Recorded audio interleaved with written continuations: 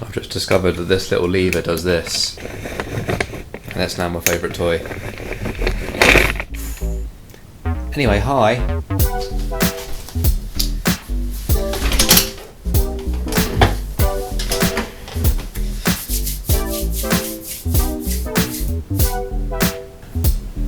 Don't know what's going on here.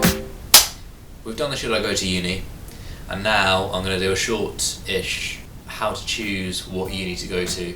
So the way I see it is, it's not so much the uni than the course you're going to do at the uni. It's not a case of saying, I want to go to uni in Bristol and I want the campus to have a swimming pool and a cafe and a gym. Most university campuses have gyms. It's more a case of picking a degree that you think you're going to enjoy and then picking somewhere that's going to run it in a way that you'll enjoy it. So for example, if you're going to do a film course, you've got the choice of going to a specific film university, like the Met Film School was just down the road from my uni.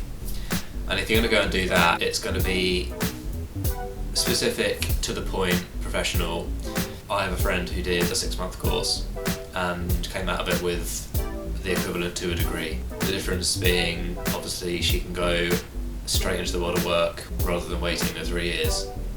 But in doing that, she misses out on the uni experience. Going back to the last video, what I was saying in there, there's an experience surrounding going to university that it's a big influence. If you're not interested in university way of life, we'll call it, and you just want to do a degree, avoid all the rest of it, get a qualification as fast as you can, you'd probably be better off doing an open university course. It's the cop-out way of getting a degree really.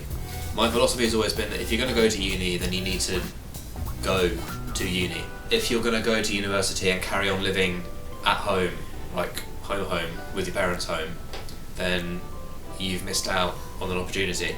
There's an article on the Guidebook website, which I will put the link to somewhere here or here. I'll put it here so I'm not in the way. Hopefully that was in the middle of the screen. But I quote from the article, it's the safety net for the rest of your life.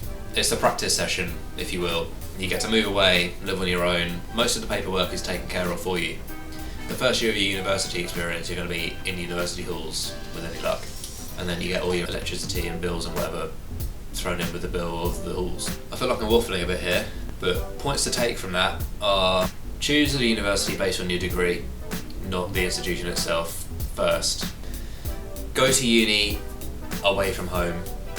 It's up to you how far you want to travel. If you want to be in the next city over, then that's equally fine, but definitely move somewhere that you're going to be moving, so you're not living in your house. Pick a course based on what you want to experience.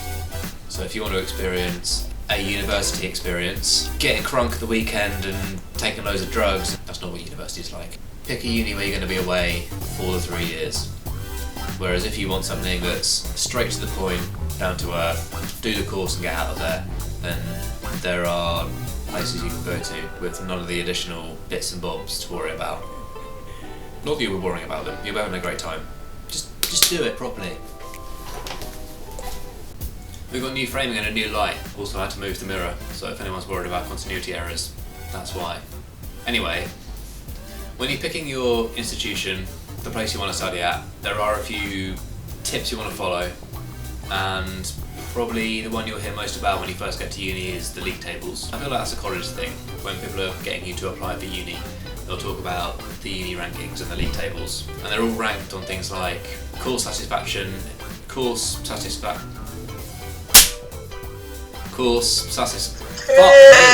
satisfaction. But anyway, you'll hear a lot about that when you first start applying. I'm going to dash all of that by saying it's not really worth looking into. If you're going to peg your hopes on going to a top 10 uni, then you're wasting your time. It looks great on paper if you say you have been to a university that's in the top 5 in the UK, or whatever it may be, but it's just unimportant once you get there. You don't really want to be picking one based on that factor. That being said, I think there are universities that are better catered to a certain calibre of degree. The big ones for, say, sport are Loughborough. Exeter is also very big for sport. The London College of Music was at my campus at uni. Ravensbourne is meant to be one of the best film schools in the country. Met Film School, obviously, that's in Ealing down the road from my uni. That's also meant to be very good for film. There are universities that are meant to be good for each course, which it might be worth looking into. But other than that, you want to pick the one that feels like it's going to be best for you. Which brings me to my next point, which is university virtual tours and online presences that you should definitely get into as much as you can. We'll cut to a bit of that now. So your research into university might look something like this. The easiest way to do it would just be to open up a browser and Google a university. So I'm going to type in LSE just to use as an example here, and on the menu there will be some tab that says living at uni or studying here or student life. So this one is obviously student life. And then there'll be a load of probably current students or maybe students that have gone on to work at the uni or their student staff who are making videos and content about what it's like to study at the university or maybe live in the city. And this is one of these videos. I won't make you watch it all now because that's the kind of thing you can do in your own time. But to give you a vague overview of what it's going to be like, I feel like I should do a video on the difference between how the university is promoted and what it's actually like to study at. Because I feel like there are going to be some important differences in what it says on here and what it's actually like. It's for exactly that reason that you probably shouldn't take all of this as gospel. Remember that they're putting this on the website so that you want to go to the university. They're meant to be selling it by making these videos. So it's not necessarily an accurate view of what it would actually be like to study there. This is all a little bit happy-go-lucky and, oh look, this is great and exciting. So Kingston is actually a little bit harder to find. There's not an obvious tab on their website that suggests to me this is what the university is like. A lot of them are a bit vague, so we'll try this one. The only thing I know about Kingston is that there's a prism there, which is pretty good. You should definitely go clubbing in Kingston because it's alright. Bit rough, but you'll have a good time. And finally here, we'll go through the league tables very briefly. So this is what you come to when you first launch the website. My opinion on this is that it's unimportant. A lot of what you do at university is about what you put into the course, so all this is largely redundant. If you work hard and get a good grade and put together a portfolio that you're proud of at the end, then it doesn't matter where the university ranks in the tables. So the first thing I did when I got to my university was to join the University Hall's Facebook page, and on that Facebook page I think you have to be accepted because normally it's a closed group for people who are at those halls, but there's going to be people on these groups who are in the halls already or who are at the university already. Whack them a message. Definitely don't feel too shy about sticking a question up there or messaging someone who you can see is already there, and they're probably more likely to give you an accurate view of what it's like to be at the uni than the uni themselves. Getting the degree is an important factor, but enjoying getting the degree is probably more important actually. Because if you get there and you find out you hate the city you're in, or you hate your surroundings, or you hate the people doing the course, you're just going to have a shit time with it, and you don't want to be spending 3 years at university having a shit time.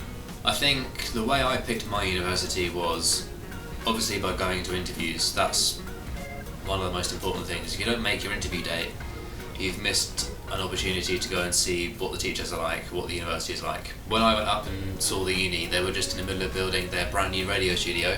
I did the tour, met the people on my course, but then I spent an hour afterwards up in the new studio talking to the technicians. And the teachers liked it because they could see that I was actually interested in the radio side of things. I liked it because I was about to go to a university, hopefully, that had a brand new studio. And then the technicians knew me. The other thing that definitely swung it for me was that I met a little friend. It was a comforting feeling like you know someone who's there. That shouldn't be the only thing that you source things on, but it's definitely a factor that makes you feel less nervy about going into a new place. It's the next day. I got a new t-shirt. We need to do an outro. In summary, there are many choices you can make, many paths you can take, many bonds you can break, many steps you can take.